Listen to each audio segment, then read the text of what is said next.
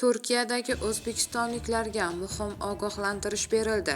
Assalomu alaykum aziz muxlis. Agarda bizning kanalimizda mehmon bo'lsangiz, bizga obuna bo'lishni unutmang. Joriy yilning 13-aprel kuni O'zbekiston fuqarosi tomonidan Turkiyaning Istanbul metropolitenida turk fuqarosi bo'lgan ayolni ruxsatsiz suratga olish holati aniqlandi.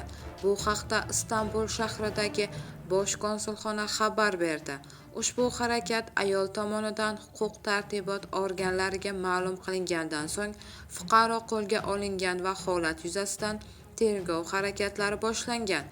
Holat shaxsiy hayot daxlsizligi buzish sifatida baholangan. Oqibatda o'zbekistonlik fuqaroning Turkiyada ishlash huquqini beruvchi ruxsatnoma bekor qilingan.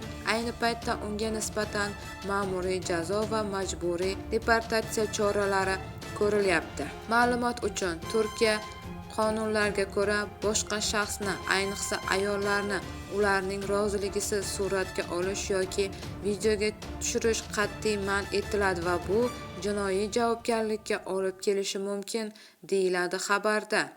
Bu xabarni barcha yaqinlarimizga jo'natib qo'yamiz hamda videomiz ostida bir dona like tugmasini bosishni unutmaymiz.